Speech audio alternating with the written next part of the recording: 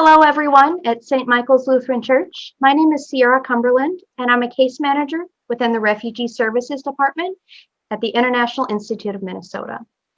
I first began working with the Institute in 2016 with the Refugee Family Reunification Program. Since then, I've worked in many different programs within the Refugee Services Department, and I'm currently a case manager of our anti-human trafficking program. I'm glad that you are all able to join us today. Also with me is our Development Director, Corinne Ertz. Hi, everybody. St. Michael's Lutheran Congregation in Roseville, Minnesota.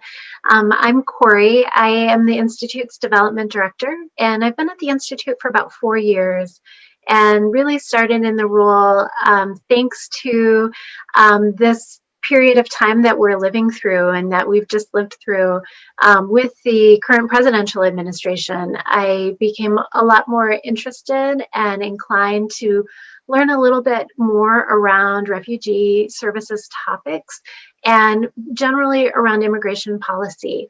Like many of you, I was born and raised in Minnesota, and I knew that this topic was important and relevant to Minnesota and that we had a long history of being leaders in refugee resettlement. But I didn't know a lot before starting to work at the Institute. And now my job is really to connect with communities of supporters like all of you who give and contribute and donate and want to get involved and want to learn more about the work of the Institute and how you can help us make Minnesota a little bit more welcoming. So, and then I want to introduce my colleague, Mahima. Hi, everyone. I'm Mahima. I'm the Volunteer and Outreach Coordinator at the International Institute. I've been with the Institute since this past August, so I'm relatively new. One of the best parts about my job is that I get to work with wonderful members of the community. So if any of you are ever interested in getting involved with us, feel free to reach out to me. Hi, everybody, and welcome back. We are doing a presentation today that is one that we do for community organizations, for schools, for Rotary clubs across the state. And one of the reasons why we do this presentation that we call Refugee 101 is to help inform Minnesotans on who refugees are and what is it about refugees that ends up creating so much information and so much misinformation in our community. I know as a congregation that you're really thinking about international connections right now, and that's an important part of your own learning as a community. And I hope that you find this presentation helpful. One of the things I'm going to start off by saying is refugees are not the only community of immigrants that we serve at the International Institute. However, it is in understanding and experiencing the refugee experience of coming to Minnesota and starting over again, in which you really sort of understand the work of the Institute as well. There's, again, so much misinformation around refugee resettlement. And so we have a presentation that we offer to help build that understanding and awareness. So to start off today, this is our unofficial motto of the International Institute of Minnesota, which is "We make Minnesota welcoming."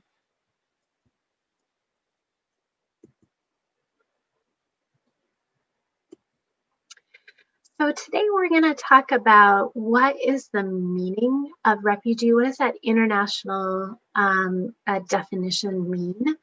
What happens when refugees arrive in Minnesota? And what's the role of the community in refugee resettlement? So this is a slide that is sort of, talks about all of the misinformation that exists in our community and helps us sort of refute the misinformation around refugees. There are so many things that we hear on a regular basis that we all pick up on social media or talking to our uncles or you name it, TV ads, political ads, around why refugees are a problem for the state. But in fact, that none of that information really holds true. When the current administration, our current presidential administration, took office, all of you know and read in the news about what happened with refugee resettlement. And Sierra's going to talk about that again in a minute. But one of the first things that happened in the administration is that they did a study on how much refugees cost the United States when they arrive. And you might not have heard of this study because it never got published. They didn't like what they found out. And the New York Times picked up on this and then shared this information. But in total, refugees contribute quite a bit more to our workforce and in taxes than they ever cost the United States in terms of programs like ours that do refugee resettlement. In Minnesota alone, refugees contribute more than $227 million every year in state and local taxes. Also, refugees have a very high percentage of homeownership or of entrepreneurship, much greater actually than everyday Minnesotans like myself. 13% of all refugees start businesses in Minnesota. This is a picture of a woman named Gabby that has a business just off of Front Avenue in St. Paul. She designs dresses and sews clothing and has a front shop where you can go in and buy jewelry and other beautiful things from her. And she started her own business right here in Minnesota. Also, people have a very high rate of homeownership. 57% of all refugees own homes.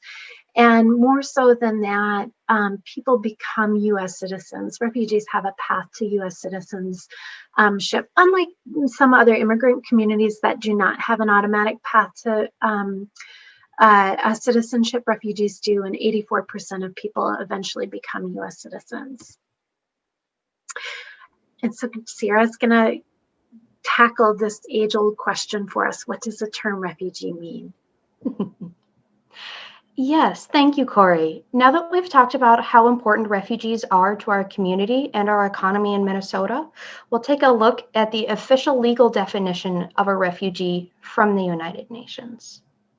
A refugee is a person with a well-founded fear of persecution for reasons of race, religion, nationality, political opinion, or membership in a particular social group, things that are so key to individual identity.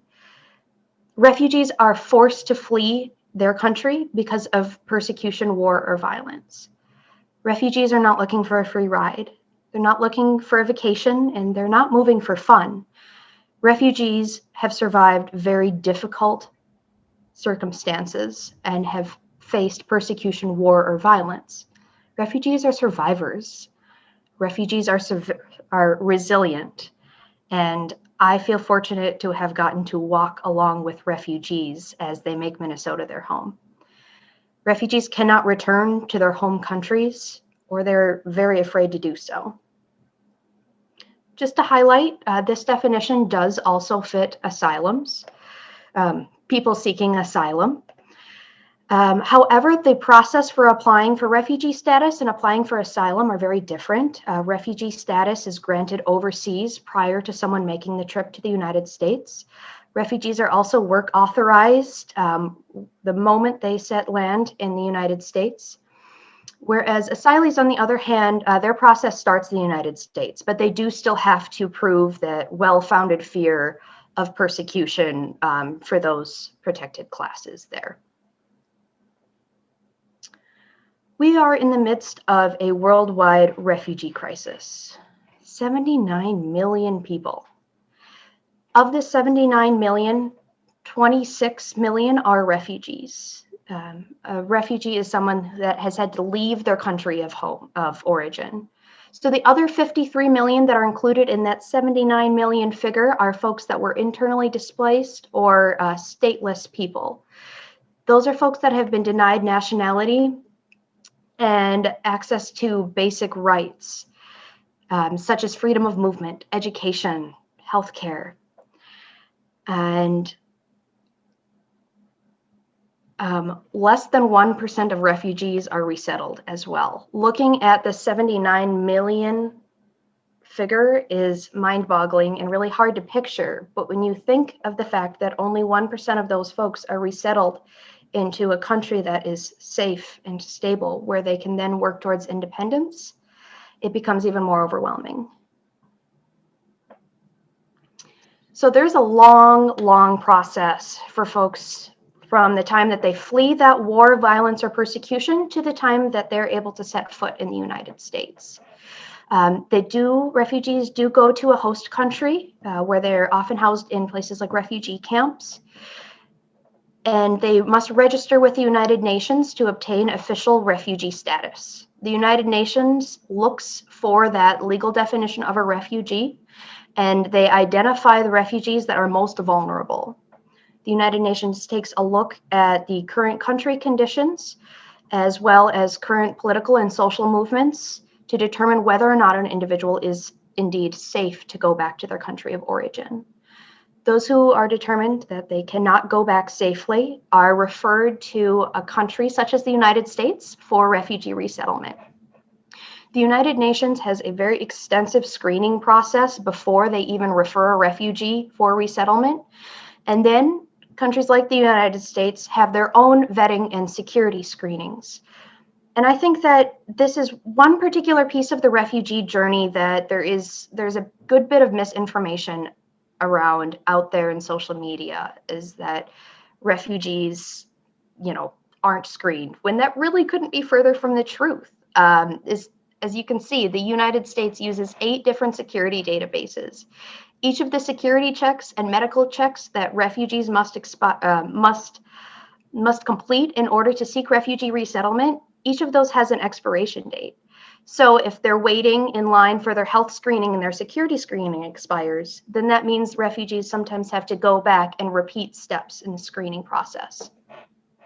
The State Department refers the refugee resettlement cases to NGOs. The International Institute is part of a national network. Our headquarters is in Washington, D.C. And then we at the Institute get the absolute pleasure of welcoming refugees to Minnesota and helping them make the United States their new home.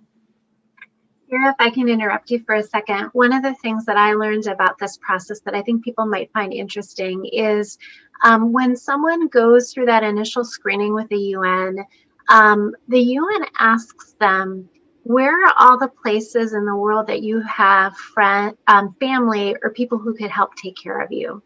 And so if I'm someone who has fled in my home country, I may have a sister in Australia and a great uncle in Canada and a brother in the United States. And that's not unusual for refugee families to have family members that are spread throughout the world.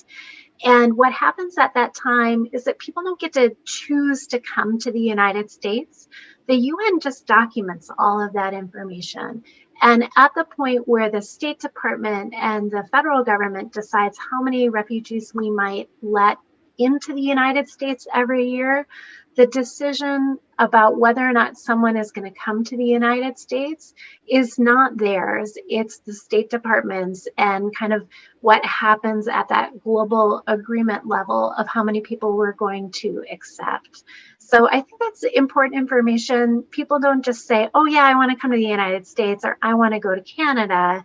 What actually happens is, depending on how many people our federal government allows to come into the United States, is really partially driven on where people end up.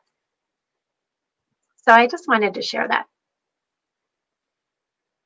Thank you, Corey. Yes, please, go on. This is actually a slide that shows a little bit more about refugee admissions and the federal policies related to refugee resettlement in the United States. Most people don't know that refugee resettlement is really something that's the sole determinant of the president of the United States, regardless of who the president is. And one of the reasons why this is because refugee resettlement has largely been considered a humanitarian priority. And at some point in time, Congress decided that the president should have sole authority over how many refugees can arrive in the United States every year. And the intent of this is really to respond to the humanitarian crisis that exists around the world, understanding that Congress many times can't act quickly enough to respond to what is needed. And so every year, the president is actually the sole determinant of how many refugees we can allow into the United States every year. Up until recently, I don't know that the statistic is still true. More refugees have been resettled under Republican administrations than Democratic ones.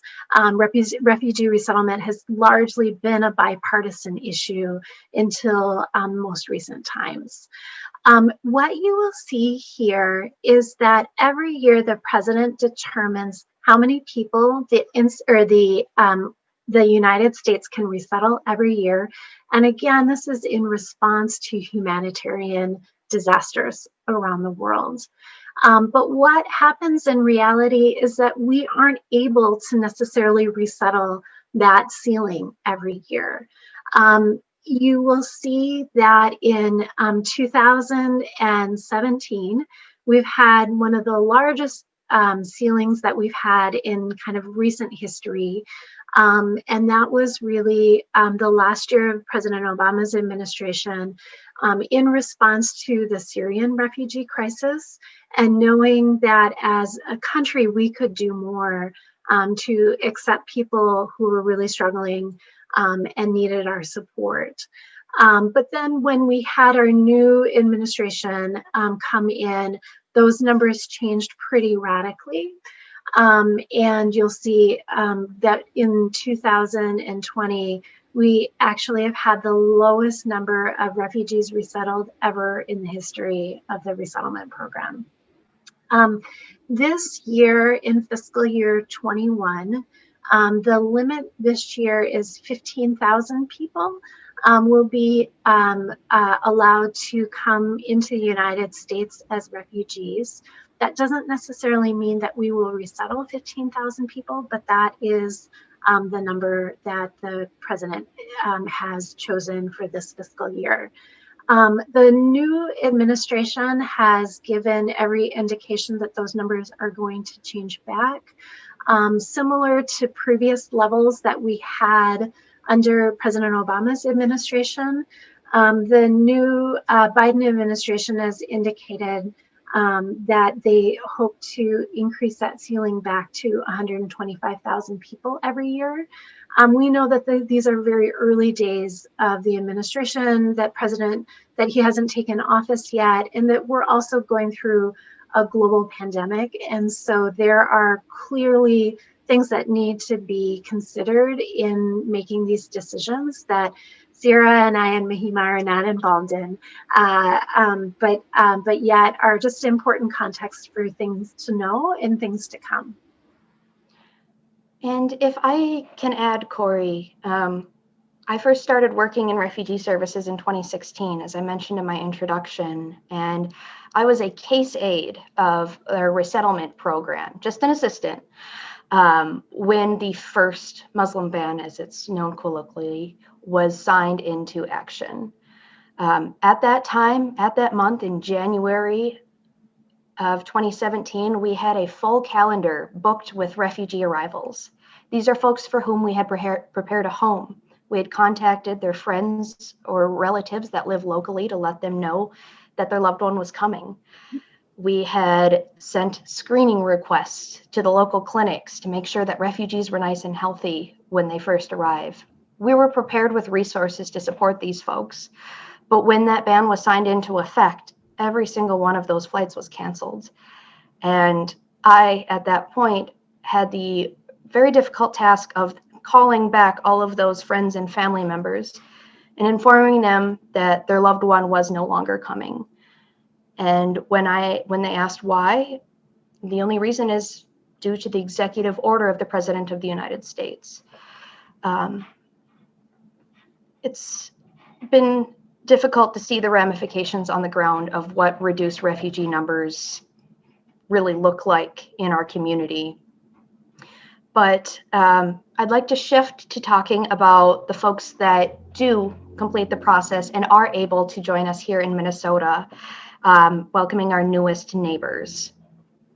So having worked in the Refugee Services Department, I've had the joy of helping individuals file for family reunification. Refugees are able to apply for spouses, children, and parents, and under pretty limited circumstances as well. In 2016, I first met a woman who I'll call Maria. She has given me permission to share her story with you, but I've changed her name just to protect her privacy. Maria came to me. She was living in St. Paul, working full-time, and had been here for over 7 years, while her husband and son were in their country of origin. Her husband was a journalist who actively fought against the political system that mistreated his fellow citizens. He fought back against corruption, and for that, he was persecuted. I worked with Maria to complete the family reunification application for her to reunite with Luis to escape the dangerous situation in their country of origin. And last year I had it's a joy, but that doesn't even cover it, of being able to stand with Maria at the airport as she saw her son walk down the stairs for the first time and hug him in 5 years. So refugees aren't just numbers, they aren't just dots on a graph. They're real people. And our community is lucky to have them. Our community is lucky to have these resilient, intelligent, hardworking folks that fight so hard to make it through this process and join us here in Minnesota. And I'm grateful to be part of an organization that does the work of welcoming these folks and ensuring that their basic needs are met, that they're safe, that they understand their rights here in the United States. Refugee resettlement is a long process and does not happen overnight. So here's a photo from one of our cultural orientation classes. I'd like you to take a moment and visualize moving to a country that has a completely brand new climate. Perhaps you've never even seen snow when you're moving to Minnesota, for example. The language is brand new. The schools are brand new. The doctors are brand new. Your neighborhood is brand new. And you're in a completely different place without the same roots and connections. At the Institute, we work with these folks to help them grow new roots here in Minnesota and help ensure that they understand their rights and responsibilities of being a Minnesotan. Refugee resettlement is really like building a new life. It's starting from square one. I worked with a gentleman who was a dental surgeon in his home country. And when he first came to Minnesota, he started off at a bakery because he had limited skills. It's the goal of the International Institute to work with each and every one of our clients to empower them, give them a voice, and equip them with skills that allow them to pursue their goals and work towards a brighter future for all of us. Sarah, I'm imagining the gentleman that you're referring to probably has a lot of skills, but probably didn't speak English very well, right? That was really his limitation.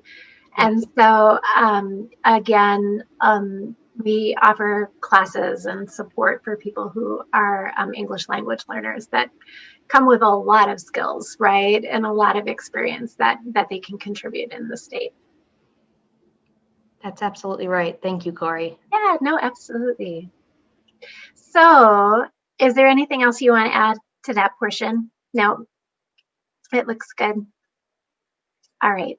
So we talked a little bit about who refugees are, and we've talked a little bit about what happens when people arrive in Minnesota and the role of the International Institute in welcoming them and kind of making sure that they have stable support when they first arrive. And so to conclude our presentation today, we're going to talk about how all of you can welcome new Americans to our community. So the first topic and thing that is not maybe obvious to folks, but yet is really important, is to take time to do things like what we're doing today, and learn a little bit more about the process and the people behind refugee resettlement, and also know that you can be an advocate for folks.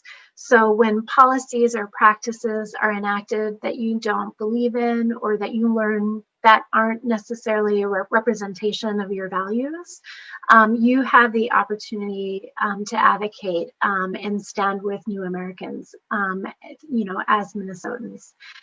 This is just a picture of back in 2017 when several of our colleagues, including Sierra, went down to Minneapolis City Hall, actually the day that the Muslim ban went into effect, and participated in a rally.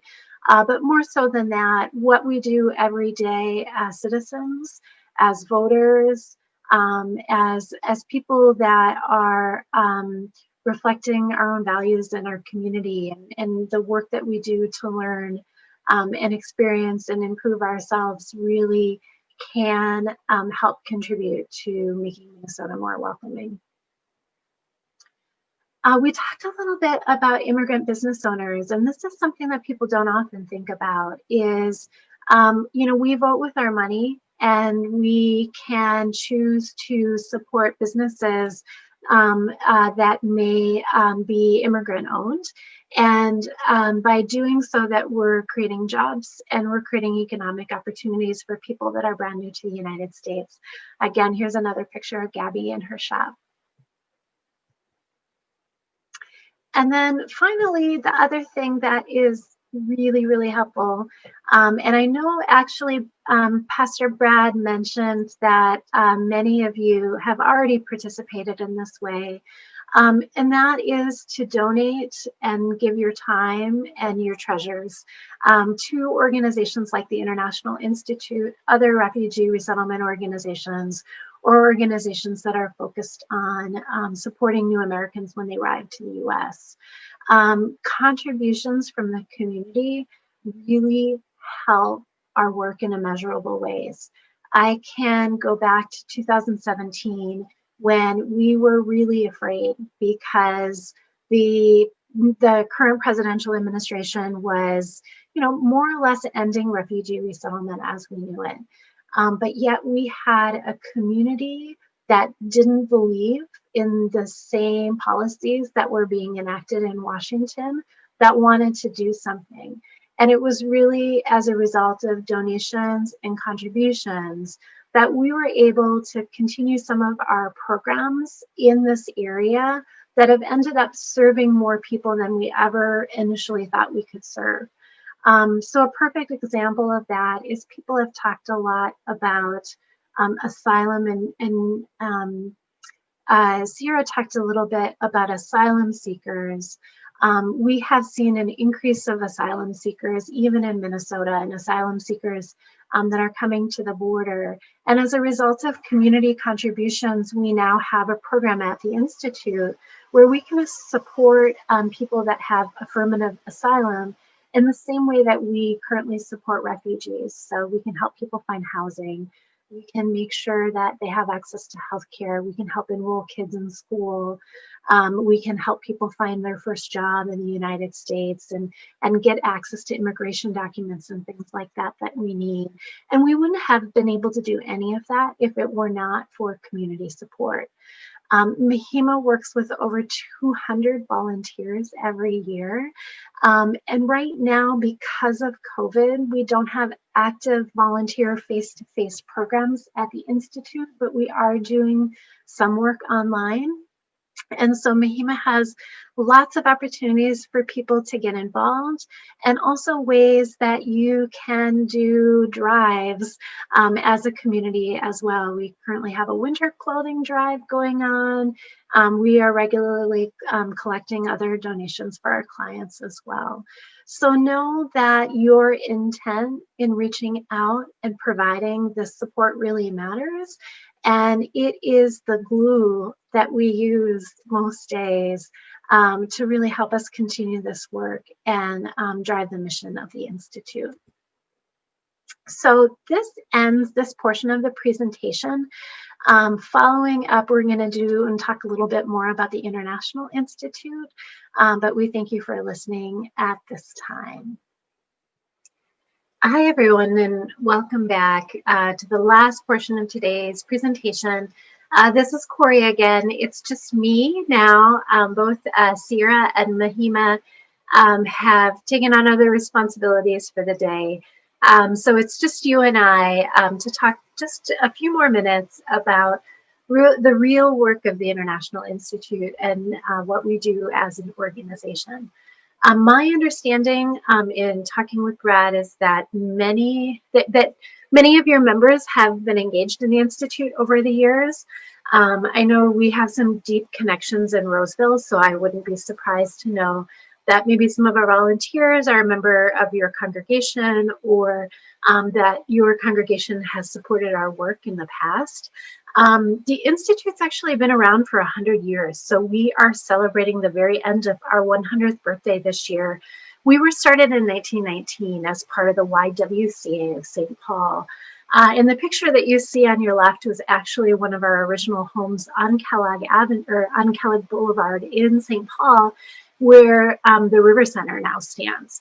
And in front of this building is one of our original Festival of Nations troops. And many of you may know of the International Institute because we were the founder and have been the host organization for 80 some years of the Minnesota's Festival of Nations, which is the largest multicultural celebration in the Midwest every year. So the International Institute is now located at 1694 Como Avenue, again, not far from you, just across the street from the Minnesota State Fair. In fact, we often say that we are an island in the Minnesota State Fair because the Minnesota State Fair really surrounds our organization. And we have been in this little building since the 1970s when we bought and purchased the building and set up our home operation there. But the Institute's work is long, and it has been part of New American communities in St. Paul and in our state for many, many years and many generations.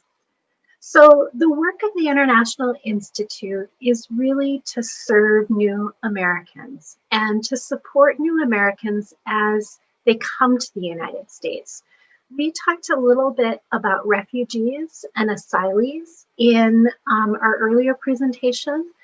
In addition to that, we also serve foreign-born victims of human trafficking, and that is one of Sierra's programs at the Institute. We also have a program for unaccompanied children. And then we also serve all adults who were born outside of the United States that are now residents of Minnesota. The purpose of our organization is really to help new Americans become self-sufficient, but more so than that, to help people become full members of American life. And so there are certain things that we can do as a social service organization to really help people develop the skills that they need to live and work in our community. And a lot of times those skills are not radical. They are English language based skills. Many people, again, didn't anticipate becoming refugees and didn't study English for the last 2 decades of their lives. And so, again, that process of what it takes to start a life over again is really what we try and help support. So this first slide just says that, we serve new Americans past, present, and future, as well as 4 of our central programs at the Institute. And this slide is really about our core services. At the International Institute, we have 26 programs. And if you head to our website, or if you are part of our newsletter, and receive any other information about the Institute, you will every day see a new program that you haven't heard about. We call ourselves a one-stop shop because we try and offer all of the services that you might need if you were newly arrived to the United States, or maybe have been here 3 or 4 years, and sometimes even longer than that, that you might need to support yourself when you first come to the United States. So our first quadrant here we talked a little bit about before, which is refugee services. We are responsible for picking people up at the airport and finding them a home. We are responsible for furnishing that home and making sure that they have food in the refrigerator, that kids are registered for school, that people have health screenings, that people have support finding their first job in the United States, and that they also have all of the other services that you could need, like learning English, or immigration support as well, getting your permanent residency card or getting work authorization if you didn't arrive as a refugee. So those are all services that we offer at the Institute. In addition to that, and to refugees in general, and when we use the term refugee services, we not only talk about serving refugees, but we also serve asylees, foreign-born survivors of human trafficking, and then unaccompanied minors as well, all in that same sort of suite of services. In our education department, we have English language education, and currently we offer all of our services virtually. So we have more than 140 students in our English language programs right now, and we offer 4 levels of English language support. We also have a college readiness program, and this is the only program like it in the state, and again demonstrates the incredible depth of the work that we do at the International Institute.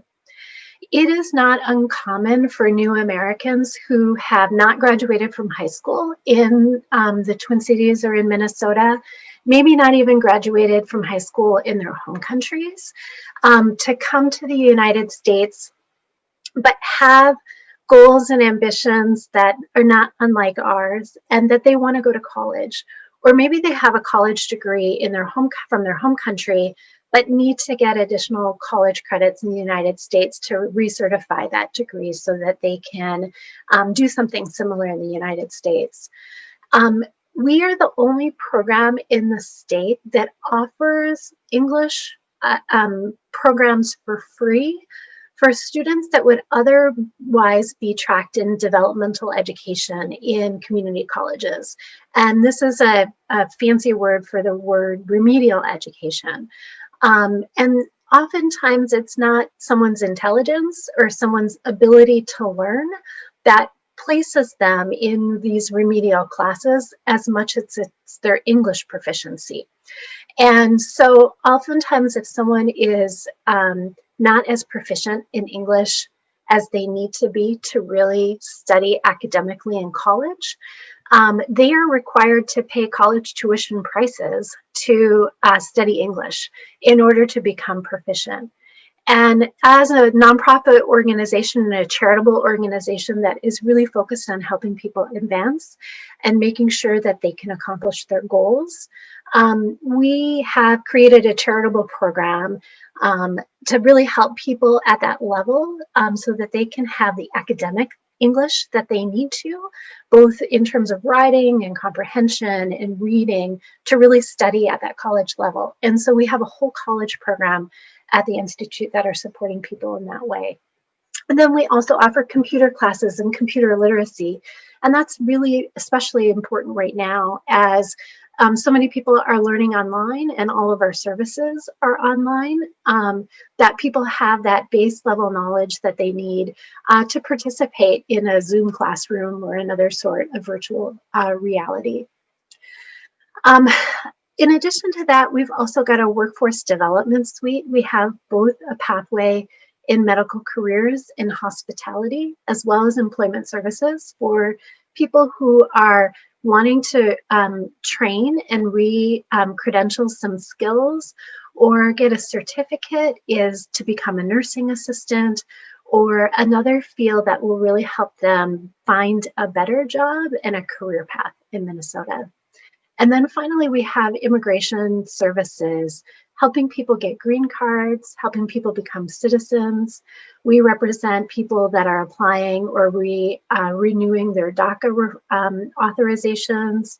And again, we help more than 1,500 people every year become US citizens in Minnesota, which is really, really cool work. And for those of you who want to join us in the future and volunteer, long-term opportunities to become a citizenship volunteer and help people apply for US citizenship is a way that we actively engage volunteers at the Institute. And it's a great way to meet some of your neighbors, but also do really important work. This is just a little painting a picture of one of our career pathway programs at the Institute. It's actually a series of programs. When someone comes to the United States, and it's not uncommon for new Americans to end up in hourly wage jobs where there's not a lot of opportunity for advancement. Oftentimes, English language is one of the primary barriers to people attaining a higher level job when they first arrive. And the Institute has been quite successful in helping people train as nursing assistants after they've established a certain level of English that they need to be able to work in this area and this profession. The Institute's actually helped more than 2,700 new Americans become licensed nursing assistants or credentialed nursing assistants in the state of Minnesota. And so as those of you who have friends that live in long-term care or family members who live in nursing homes or other long-term care facilities will soon realize that new Americans make up a very large percentage of nursing assistants in our community and our state. But more so than that, we don't stop there. We understand that the majority of people working in those positions may love the field, they may love the profession, but they also want to advance. So we have a whole series of programs, including that college program I talked about a moment ago, to help people then move up and become licensed practical nurses, get 2-year RN degrees, 4-year RN degrees, and we even have some students that are celebrating master's degrees in nursing this year. So we have both kind of those initial credentialing programs, but then eventually we also have scholarship programs and other support programs for new Americans that are pursuing nursing degrees in college. Here's just a little glimpse at the work that we do in our immigration department. Again, I mentioned 1,500 people become US citizens every year. Since 2001, the Institute has supported more than 15,000 people becoming US citizens. And this is just a preview of some of the numbers that we've had in the last several years. You'll see that the program has grown greatly. We have low-cost services at the Institute, and we represent people using an accredited rep status. We have 3 accredited reps at the Institute that are then supervised by licensed attorneys in immigration. So we want to support as many people through this process as possible, and legal representation is usually very important. The process is complicated, it's costly, and again, having somebody who understands the system and that can be an advocate is an important part of going through the process.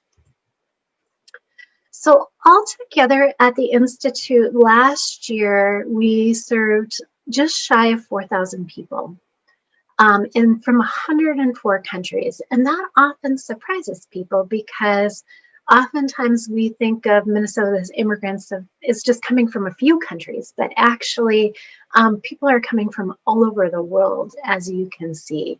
Our staff at the Institute don't necessarily look like Sierra and I. We were just the 2 people that ended up doing today's presentation. There are 53 of us at the Institute, and of the 53 of us, I believe the current language, we're at 24 different languages that our staff speak. And we really work to make sure that our team reflects the community of people that we're serving. And the Institute has had a long history of that, of making sure that our case managers and folks that are doing the resettlement work or other case management work really reflect the communities of people that we're serving. So it's a great organization to support. It does wonderful work in the community. And again, our work is to really help people advocate and build bridges and be successful in their lives in the United States. And I don't want to end today's presentation without talking about how important the community is in making all of this work each and every day. So if it weren't for volunteers, if it weren't for contributions, if it weren't for donations from the community, we really couldn't do our work. And so it's thanks to all of you. It's thanks to the way that you go about your lives and the way that you learn about topics and issues related to international connections and refugee resettlement. And really, you are the community in which our clients and students live in and are part of. And know that that's a really important part of our organization being successful each and every day. So thank you for this. Thank you for listening today. I hope you made it through all 3 presentations. And finally, I want to invite all of you who are interested in learning more or becoming involved in the organization in some way to visit our website at www.iimn.org, so International Institute of Minnesota, mn.org, and visit our website, sign up for our newsletter. We have free events, we have fundraising events, we have ways to volunteer, we often post donation needs, and we really love for you to be involved in our work and our mission in some way. Know that we're not going to be in this virtual world forever, and someday we will be in the process, we hope to start this quite soon, of actually expanding our building on Como Avenue. So if you notice some construction near us in the next few months, know that we are getting ready for our future, and if the future looks bright in Minnesota. So we have a 16,000 square foot addition happening to our building very shortly here on Como Avenue, and we welcome you to join us in our renovated space someday. So thank you. I hope this was informative, and I appreciate all of your interest in our work. And thanks so much, and have a great day.